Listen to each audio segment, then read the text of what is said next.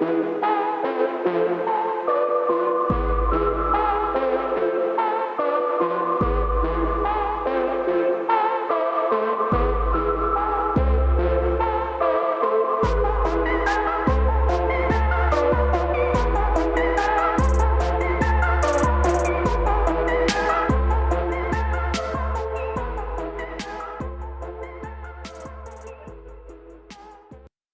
morning. Good morning. How are you? Just great. And how about you? Good. I just like to try to word it differently every week. Welcome back to another episode of Wicked. Mysterious. I'm your host, Danie. And I'm your host, Katie. And I don't know what today's episode is. 13. Is it season 2, episode 13? Yep. Yep. Wow. It's my lucky number. I also like that number, but I'm more of a fan of 3, but I also like 13. That's right. I love it. All right. So what do you got for us today? my cat's puking. I hope nobody hears it. Well, Zach fed her like a little bit of like hamburger on the bun. I'm like, she can't have grain. Oh, bread. Yeah. Yeah, because she'll throw up everywhere. Yeah. Anyway, so she's puking again. You can't hear it, can you? Poor babe. She's on no, I can't. She's on such a special science diet, and then he's over there giving her cheeseburgers. I know. And oh cheese. My God. Like, yeah. She waits at the door at night. I mean, I could see cheese, but he sprinkles cheese on her head, and she oh my God, that is so cute. Okay. All right. So I've got a hefty episode today. Hefty. This is a big one. And big boy. It's a good one. And I hope you like it. I think you'll like it. Don't know if you've heard of it. So here we go.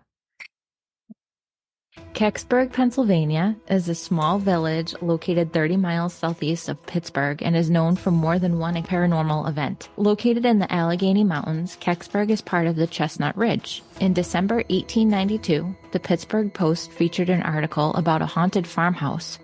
Some of the activity at the farmhouse included banging noises on the bed frame in the master bedroom and the forceful ejection of anybody who tried to sleep in the bed of the man that residents claimed haunted the home. This area is known for its very own Bigfoot and strange mysterious lights, but arguably the most interesting and infamous paranormal event didn't happen until 1965. This event is often referred to as Pennsylvania's Roswell. A monument dedicated to this event still stands outside the Kecksburg Fire Department. This monument is a model UFO that was used in a 1990 episode of Unsolved Mysteries. It was later given to the town as a gift from the show. Cool. So let's get into it.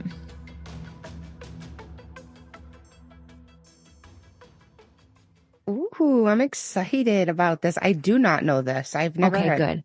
There is so much information online. I could have gone forever, but we're currently sitting at 7 pages, so I decided to wrap it up. But yeah. Okay. On December 9th, 1965, a brilliantly large and bright ball of light was seen in the sky across the lakes region of the United States. First seen over Ontario, Canada, the fireball took a trajectory from the northwest to the southeast. But as it passed over Lake Erie, the fireball then turned 25 degrees and changed trajectory over Cleveland, Ohio, before then taking a 90-degree turn over Pittsburgh, Pennsylvania. The people in the Pittsburgh area claim to have heard a sonic boom. Then, over West Virginia, it took another U-turn, almost 180 degrees, continuing north before crashing in Kecksburg, Pennsylvania. Some witnesses state that the object seemed to purposely make the last U-turn north in an attempt to avoid Bear Rocks. Bear Rocks is an area of high elevation made of rock outcroppings located in northeast West Virginia. The path of this object spanned 6 states as well as Canada and had thousands of eyewitnesses. NASA immediately claimed that this was a meteor despite the hundreds of witnesses who claimed that it moved very slowly and appeared to be gliding, both of which a meteor cannot do. Yeah, meteors and take like a sharp 90-degree turn, meteors? They Meteors, can? no, meteors Oh, also do not make 90 to 100-degree turns. right, right, As the right. fireball streaked across the sky, it was able to be seen for hundreds of miles in all directions. Of course, NASA would say it was a freaking meteor. This goes really deep into NASA, and it's pretty fucking interesting. Awesome. So we have quite a few eyewitness accounts. Brothers Rob and Ray Landy were playing outside at dusk when they saw the object streak by overhead. Rob says he knew whatever this was had to have crash landed because of the angle they saw it falling at. He knew this 100% was not an airplane. His brother Ray explained that he and his brother were in awe and dumbfounded as to what the object could be. They were so scared they turned their bikes around and rode home as fast as possible. In fact, multiple accounts came in from children playing outside. It must have been a warm day because remember, this was in December. So I checked the weather for December 9th, 1965 in the Pittsburgh area, and it was actually pretty warm. It was almost 50 degrees Love it. Wow. at Cool. 4 p.m. Wow. And the sky was clear that day. Cool. One child was playing in a creek when he saw the object fly by less than 200 feet above him. Okay. A man named Billy Bush. Sorry, no. A man named Bill Bully Bush, Oh, okay. who lived just outside Kecksburg, was working on his 1964 Corvair in his driveway as he listened to his CB radio.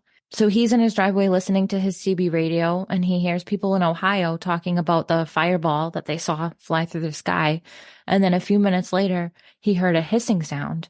So he looked up out from underneath his car and watched as the fireball did a 180-degree turn in front of him before crashing into the woods. He hopped into his car and drove toward it, stopping on what is now known as Meteor Road in Kecksburg.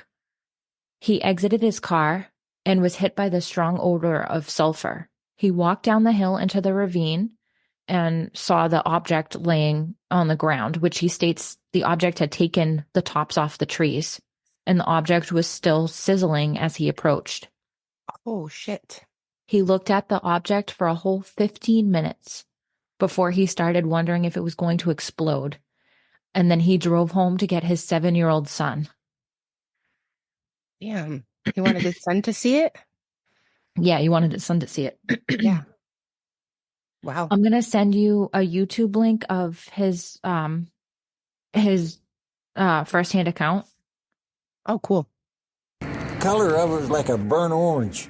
It was burnt from the front clear to the back. And I could see this ring around the back of it. And it looked like Egyptian writing on the back of it.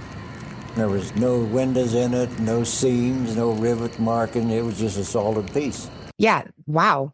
I mean, I know that's a reenactment, but that figure is very odd. Definitely nothing like we've ever heard of for like a No. UFO, right? It's not like anything we've heard of, no. Yeah. So cool. So Bully Bush returned to the scene with his son, but by the time he got back, the whole area was cordoned off by the military. Whoa. So witnesses continued to come forward even a half century later. In 2005, a woman named Francine wrote to somebody named BJ, who I believe was a UFO researcher for the website UFOcasebook.com. She wrote to him and said, quote, "I was on some site about the Kecksburg sighting. It told the story and asked if anybody had an opinion about it. Well, I lived in Pittsburgh at the time that this occurred. Brian Vike wrote about his experience, and when I read it, I was floored. I was at the drive-in movie that night with my boyfriend. He wanted to get there early to get a good spot. I can't remember how long after we arrived there when it happened. All of a sudden, the sky lit up. What the heck is that? I asked. The sphere or ball-like object was very low in the sky and was burning and had a long fiery tail. The color to me had a greenish color to it. I would say it was, in my view, for at least 4 seconds, maybe 5 seconds. But of course, in those days, we thought it was just a meteor. And the next day it was confirmed on the radio that that's what it was. After all these years that have passed, it's truly amazing to me how much of it I can still remember. Thank you, BJ, and getting this computer is wonderful. I know I can relate what I've seen and hope what I will see in the future, I can relate them to you and everyone else out there that is interested in the UFO phenomenon. Francine." End quote. Cool. So yeah, she saw it and was all this time just thought it was a meteor until recent. Yep. And she mentions the tail. There was a lot of talk about that after the fact because the contrail that it left in the sky was visible for 20 to 30 minutes after it crashed. What? Yeah. What? That's a very long time. Yeah. Cool. So the object crashed in a ravine in the woods in Kecksburg, Pennsylvania, about a half mile from the farm owned by a woman named Frances Kelp. In fact, the Kelp children, who were also playing outside that night, witnessed the fireball overhead and saw it crash there just outside their farm. They described it as a four-pointed star and witnessed smoke coming from the woods. At 6:30 p.m., Mrs. Kelp then heard on the radio that the state police were looking for information on a downed airplane in the area, which prompted her to call into the radio. This radio station was WHJB, located in Greensburg, and was only 11 miles away. She spoke with John Murphy, a radio station reporter, and explained that this was not a plane, but she believed it was a piece of a plane that was smoking. John Murphy in turn contacted the Pennsylvania State Police, and only 2 minutes later, she received a call from the Navy, who told her that she had to watch the area and make sure nothing strange developed, and if something happened, to call them back on the number they provided. She questioned why she would call them and not the fire department, to which the naval officer responded, "You call us, we will notify them." Thinking this quite strange, Frances then hung up and called one of her friends, but almost immediately the operator came on the line and told Frances that she had an emergency call. It was the state police telling her they wanted her to lead them to the crash site. They arrived almost immediately before the sun had even gone down. Remember, the sightings all over this town happened at dusk, so things are already moving very quickly. Quick, yeah. The state trooper arrived with two men in plain clothes who Frances said did not identify themselves. The smoke had dissipated, and Frances pointed to the edge of the woods where the object had crashed just beyond the tree line. The two men walked toward the woods with a box with a wand on the end, likely a radiation detection device. The state trooper told Frances that he knew the object was nearby because they could detect the radiation. He also cryptically told her that when they take the object away, no one will see it. John Murphy, the radio reporter who took the initial report from Mrs. Kelp, also arrived at her home and interviewed both Mrs. Kelp and her children. Some sources say that the Pennsylvania state troopers were involved in the initial search and that their names were Paul Shipko and Carl Metz. Murphy claims that when the search was completed, the Pennsylvania State Police told him that they were calling in the military and that they were unwilling to provide any more answers. Murphy then called the captain of the state police headquarters, who told him that he needed to come to the barracks to get an official statement from police. But when he got there, the office was already swarmed by military. The official statement was, quote, "The Pennsylvania State Police have made a thorough search of the woods. We are convinced that there is nothing whatsoever in the woods," end quote. So put a pin in John Murphy, the radio guy, because we're going to come back to him later. Okay. So meanwhile, other Pennsylvania state troopers were led by two Kecksburg firefighters through the woods to a high point overlooking the ravine and the crash site. Upon their arrival, they noticed a blue flashing light emitting from the area where the object crashed. The troopers brought the two firemen back to the fire department after closing off the area. At this point, more than 25 volunteer firefighters from the surrounding towns had descended upon the fire station. They decided to split up into teams and were each assigned an area to search, still believing at this time that it was a downed aircraft in their little farm town. James Romansky Sr. was a volunteer firefighter and describes hearing on the radio that the aircraft was located in the ravine. He and his team rushed through the woods toward the site, and what he described is completely unbelievable. I'm going to play this clip for you from Unsolved Mysteries because I think it's important to hear his firsthand account. Yeah, I love it. Here was this humongous metal object, half buried in the ground, about 6, 7, 8 foot around, and it was every bit of 8, 10, 12 foot long. And to me, the object looked exactly like a fresh acorn that you pick off of a tree. There was no wings, there was no motors, there was no propellers, there was no identification whatsoever that were identified as a aircraft that I would know. There was a bumper on the bottom part of it. On that bumper, there was what I call, it looked to me like the ancient Egyptian hieroglyphics. It was markings like stars and shapes and figures and circles and lines. And what it was, I don't know. To this day, I've never seen anything like it. I've studied the ancient Incas. I've studied the ancient Aztec Indians. I've studied the Egyptians. I've looked at pictures of Russian writing. I've looked at pictures of Polish writing. I've looked at pictures of Hebrew writing. Nothing. Nothing that resembles it. Chinese writing? No. Wow. That thing again. So now my question is, this object that lands and is in the woods, right? All these accounts, people are witnessing this same object that's landed, but none of them are witnessing it at the same time. Yes. Obviously. There was a few of the witnesses talk about a crowd already gathering because it was on the radio. Okay. And people saw it, and like kids, and I'm sure word spread fast that like it landed in our town, and they all started like rushing out. But and I mean, back then, what, 1965, you said, like everybody was outside playing. Nobody was inside, right? Nobody was inside watching fucking screens. Yep, I wrote that. I was like, can we bring back playing outside? Right? Because maybe we'll see more shit. But truthfully, yeah. Bully Bush sounded like he was alone when he saw it.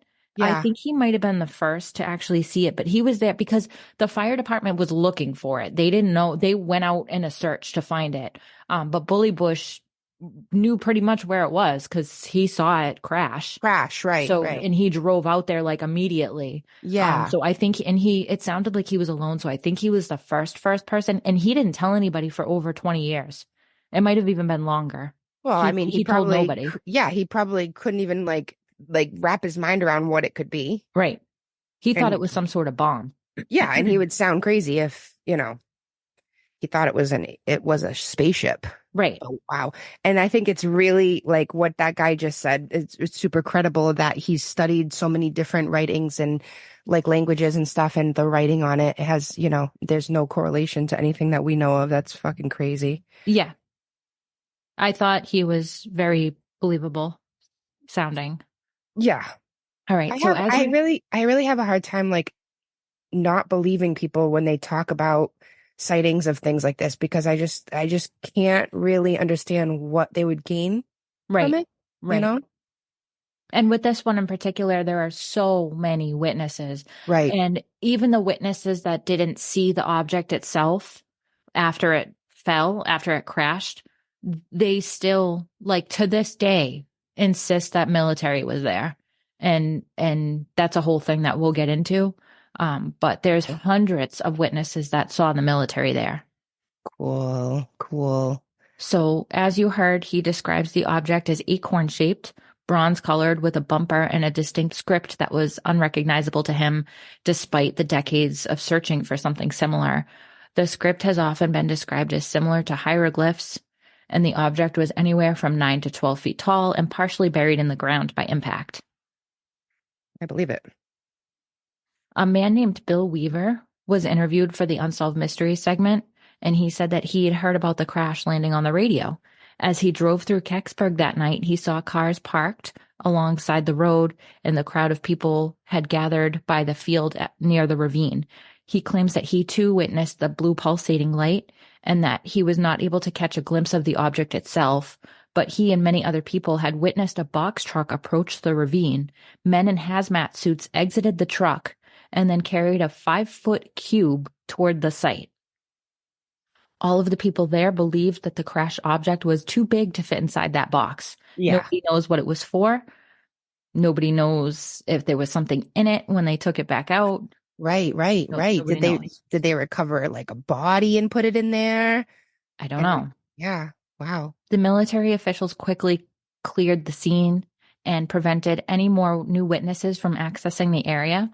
Bill Weaver claimed that he was threatened by a military officer that if he did not leave, they would impound his car. That's a fair threat. A lot of people did speculate if they were putting a body of some sort in that cube, but this Acorn thing Yeah, but It is a UFO technically because it's an unidentified flying object, but it's right, not a saucer and it was right, not being piloted, they don't think. right. It almost reminds me of like something breaking off of something, you know? It seems like a capsule.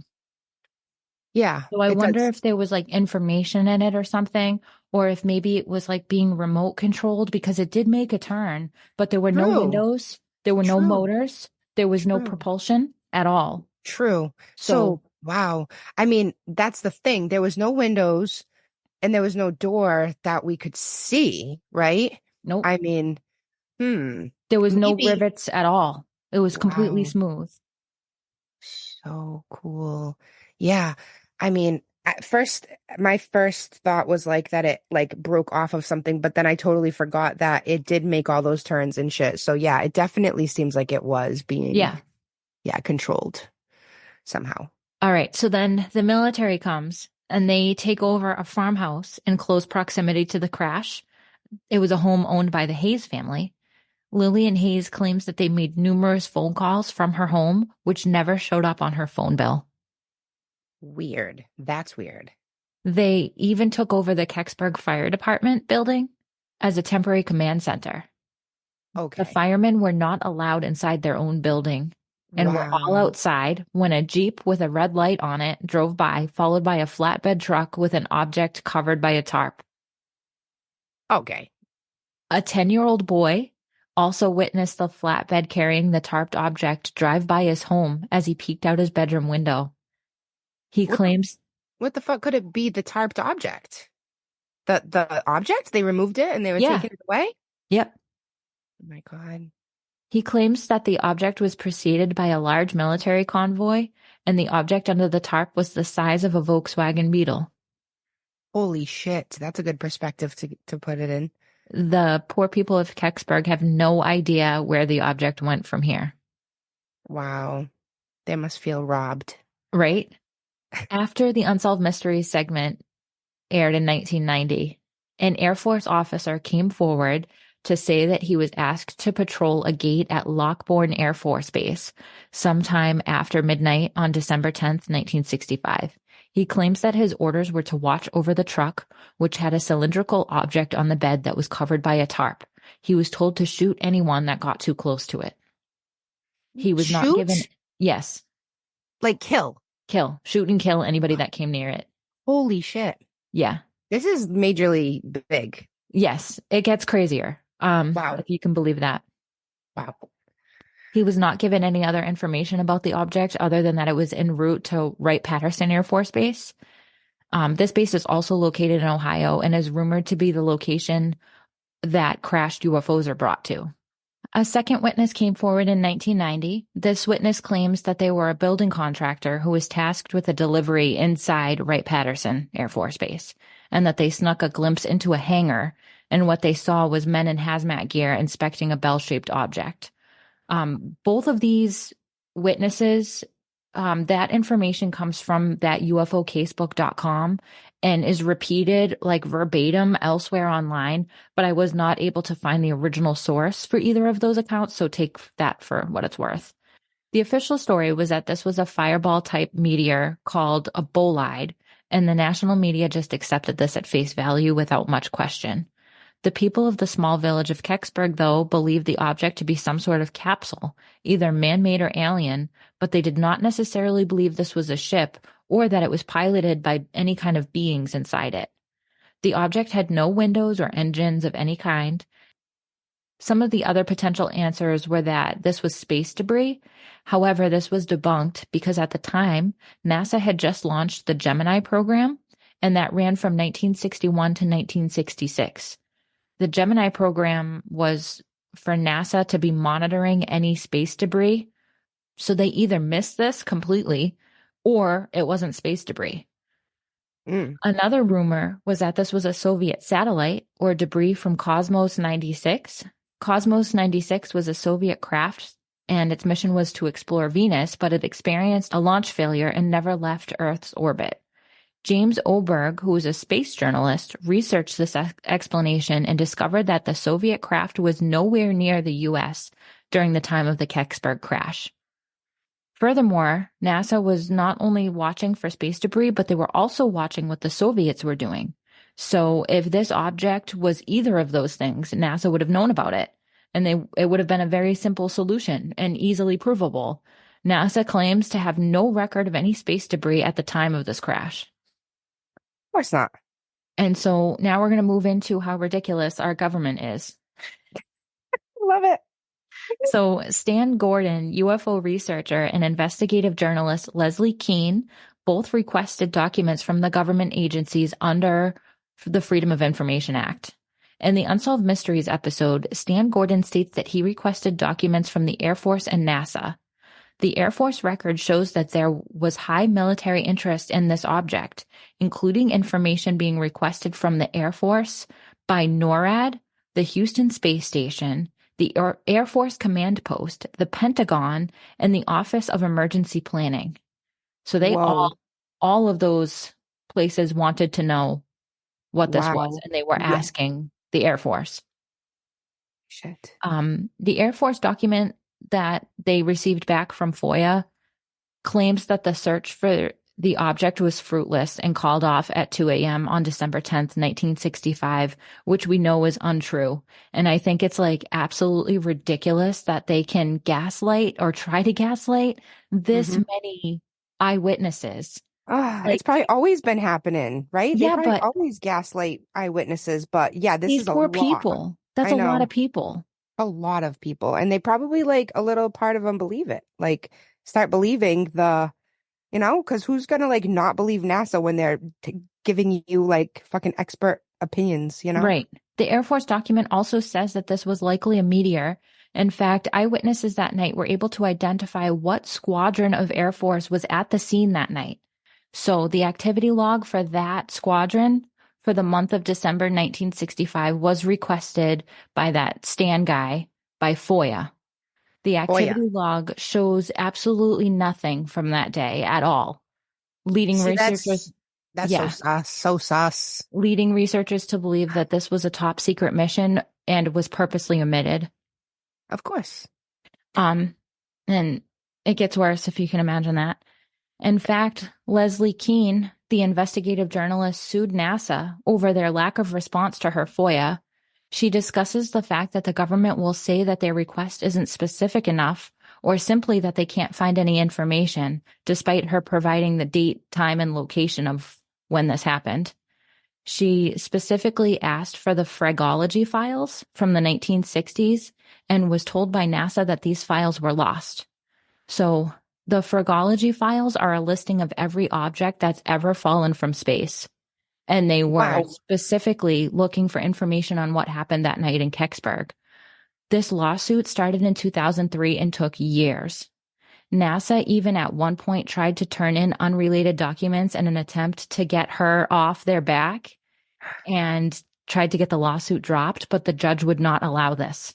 Wow, this woman's a beast. Yeah, she's really cool. Yeah. So this I thought was so clever. Finally, in July 2021, the Black Vault had a very clever idea of petitioning the government for all the documents regarding Kean versus NASA and received 220 pages, which included information on Project Moondust. So this is a quote from Wikipedia. Project Moondust is a covert project by the United States Air Force during the Cold War that existed at the Air Force Missile Development Center at the Holman Air Force Base. The aim of the project was to recover objects and debris from spacecraft that survived re-entry through the atmosphere back to Earth and exploit the discovery of Soviet hardware when it temporarily fell into American hands, end quote. However, according to NASA, their documents regarding the Kecksburg incident were transferred to the National Archives, but found out in 1996 that the National Archives had marked these files as lost back in 1987. Or maybe they were destroyed, they say. Right. They don't know. That's what it said. Yeah, they don't know. It was marked as lost in 1987, but they didn't find out till 1996 that they were marked as missing. Right. But also, they just destroy shit. Of course, because yeah. Why document it? Yeah. So that's funny because back in 2005, right before the 40th anniversary of the Kecksburg crash, NASA said on record that this was 100% a Soviet satellite. How would they have known with 100% certainty that this was a Soviet satellite if all of the files were lost 18 years earlier? Yeah, that's right. And as Vice.com points out, that's also not what they said back in 1965 either. Right. They said it was just a meteor, right? Yep. Vice.com was able to find a quote from a press release from 1965. It said, quote, investigations of photographs and sightings of the fireball indicated its path through the atmosphere was probably too steep to be consistent with a spacecraft re-entering from Earth orbit, and that it was likely a meteor in a prograde orbit from the vicinity of the asteroid belt and probably ended its flight over western Lake Erie, end quote. Interesting. And over Lake Erie, too. That's cool.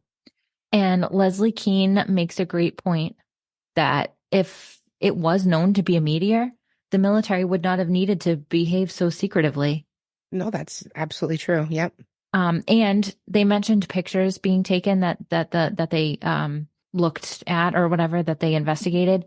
There were people there that were taking Polaroid. I don't know if it was Polaroid, but they were taking photos, like the townspeople, and those were all confiscated, all of them. I bet the whole town was questioned, and interrogated about it. Yeah. And I'll come back to that in a second. But what makes the story of the Kecksburg crash so intriguing is that if it was in fact space debris, it likely would have burned up as it fell through the Earth's atmosphere.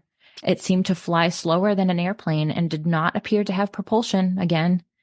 And furthermore, it glided without wings and turned without an engine or a pilot. Right. There's no way. How could anybody, even for a split second, fall for the fucking fact that that could be space debris? Right. Who? And meteors fall all the time, and you don't hear that they're like UFOs. Nobody says that. No, definitely not. I mean, like you said, after it was gone, there was still, you could still see kind of similar to chemtrails, I would imagine. Yes, exactly. Right? Exactly. Yeah. Right. Come on. All right. And then I guess the whole, even the space debris does that now, leaves fucking marks in the sky. Come on. Well, I mean, if it was on fire, regardless, it could have left a trail, but NASA had a whole. Well, yeah. Yeah, that's true. NASA had a whole program that was dedicated to watching for space debris, and they did not catch this. They didn't even have record of it because it wasn't space debris. Right, exactly. I don't think so. Remember the lady who lived on the farm and she called the guy on the radio, the radio investigator, John Murphy? Yeah. So John Murphy, the director and reporter for WHJB Radio, he was highly interested in this story as soon as he started receiving calls about it. Employees of WHJB reported John being extremely excited about the object in the woods, as he had mountains of information from voice recordings he took of police during the initial searches to interviews of Frances Kelp and her children, and even pictures of the object. He and his office manager, Mabel Mazza, wrote an entire documentary called Object in the Woods. Ooh. Murphy was passionate about this project and excited for its highly anticipated release. Just a few days before its premiere, two men in suits arrived at the radio station to visit Mabel and John. They identified themselves only as government agents and asked if they could speak with John in a private room. Oh, don't do it, John. Don't do it. After a 30-minute meeting, Mabel says that John had completely lost his excitement for the project. He did not want to discuss the project or the meeting with her.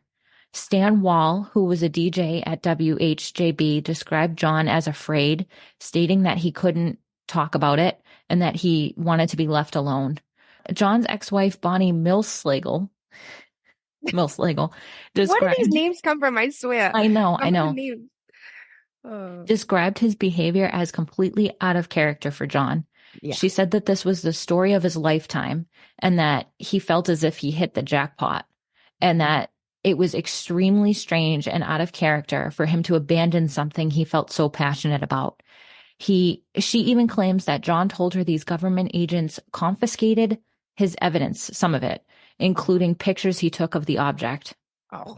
Yeah, Nevertheless, John decided to run the story anyway, but when he did, it was He not the died. original story he Oh, wrote with Mabel. He refused to tell any of his employees why he changed the story, but did tell the audience, quote, "We regret that part of the program had to be censored and other parts of the program had to be cut out entirely.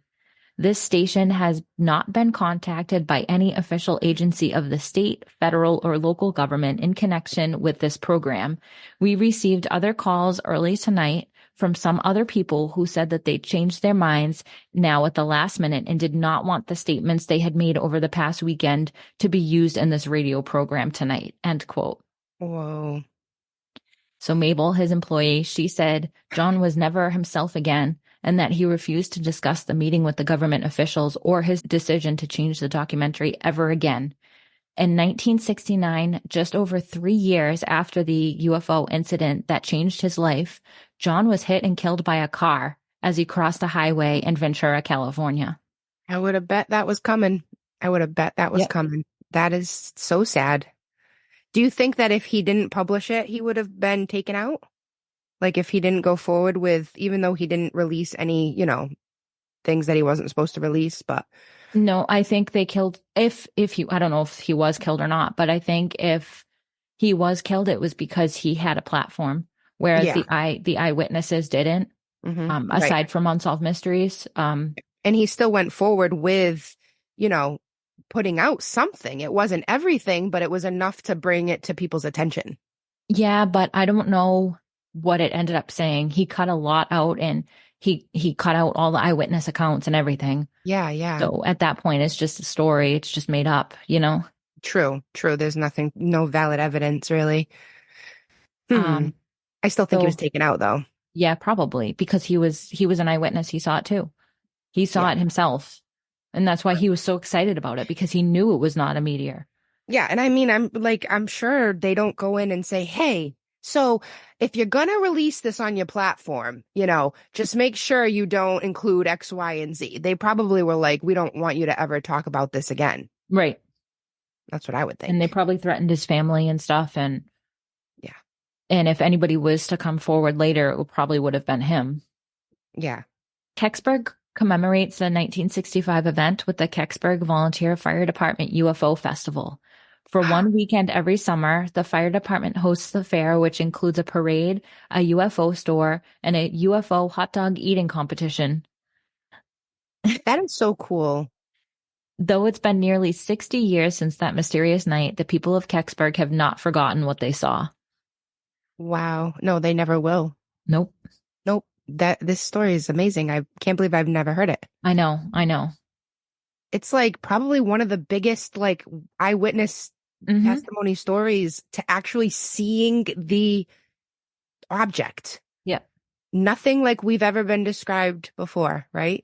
Yeah. And when we did the Antarctica episode, I did mention this, but when I mentioned it, it was somebody had said that they saw an acorn-shaped object on a flatbed truck drive by.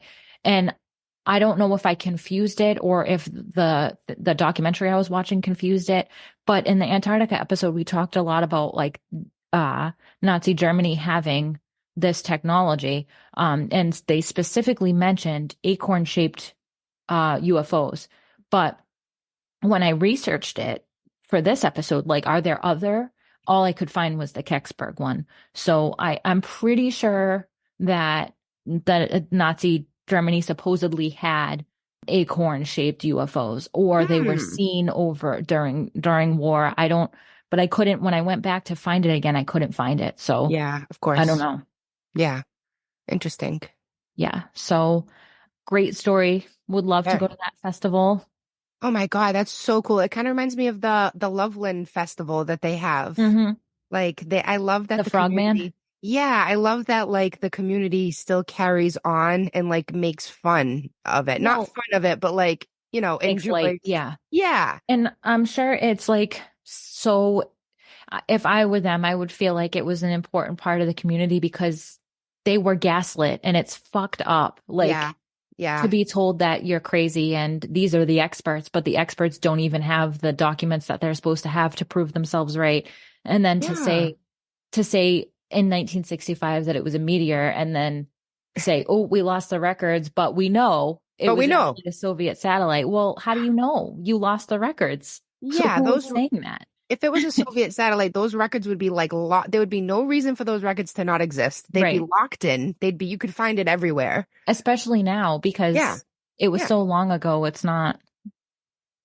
Cool. Such a cool story. Yeah, I loved this one. Cool. I do have listener mail. All right, good. This person's name just says J-Lo.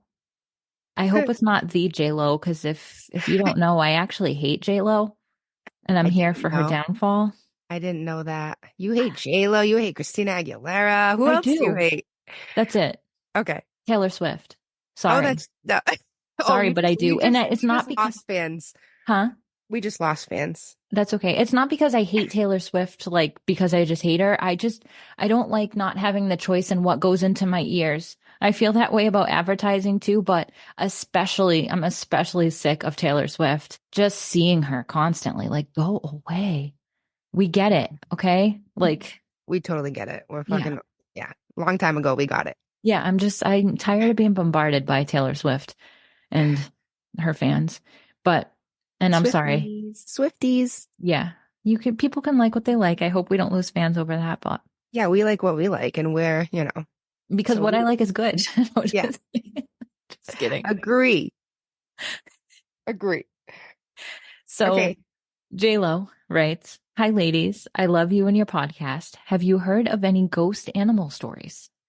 Ooh. I used to see a ghost German Shepherd in my bedroom as a kid. We didn't have a dog, but my mom said maybe it was my dad's from his childhood. It turned out that he had a poodle, so that wasn't the case. Once I had a sleepover with my friends and saw glowing dog prints in my room to the bathroom toilet. I guess the ghost dog needed a drink? I told my 10-year-old my stories, and he was wondering if other people had similar experiences. Whoa. So I can't think of a time I've heard of that, other than every time I go to like a psychic or medium, they always talk about my dog that I had when I was a kid. Always comes up, always. Wow. I'm sure they do like stay with us, our pets. Oh yeah, they're people too. Their souls. Yeah, for sure. They're part of the family. Around. Yeah. I think it's so cool, J-Lo, that your 10-year-old is interested in if there's other stories out there. Mm-hmm. So your kid is pretty cool in my book. Yeah. He'll be a Wicked Mysterious fan someday. I love it. But yeah, I also haven't had any experience with ghost animals, but we would love to know if anybody else has. So let us know. Oh, I do have a somewhat related ghost animal story. I have a reincarnation animal story. Oh, neat. With my own animal, with one cat that passed and went into another cat. Oh, that's cool. Uh-huh. I didn't know and that. The cat had a near-death experience when the soul of my other cat went into this new cat. So I'll save it for another episode. Wow. But it's incredibly, there is absolutely no way to explain it other than she is Binks. Widow is Binks. What's your story of ghost animal? I was just looking it up. Oh, I thought it was a personal story. No, at the Lizzie Borden house, which is local to us. I went recently and they have a ghost cat that lives in the house. And if you pay an extra exorbitant amount of money, you can see the basement because it's not included in the house tour. It's so ridiculous. But yeah, it is. There's a black cat named Max. There in the basement, you can see his footprints. Like he stepped in paint. Aww. And but it's a ghost cat. I love it. So I love it. I think it's Max. I just tried to Google it, but I don't see much. That's cool. I can't remember the exact story, but yeah. He left footprints. We definitely hear stories of people seeing like ghostly apparition animals on cameras. Mm-hmm. Like, that happens. And one time I was in Florida and there was a black cat on my camera. Like I was in Florida. Oh, I remember that. Yeah. And it was probably a neighborhood black cat, but I like to think that it was like the ghost of Binks still hanging out, because both of my cats were in the house. I called the person that was supposed to be watching my cats, Shane, and said, "What the hell? My cat's outside." And he was like, "They're both right here." Either Shane lied to me or because we know eventually my cat really did get out, right? So we don't know. Probably not a ghost cat, but still cool to think it was. Yeah. Yeah. Could have So just that's been another neighborhood cat too.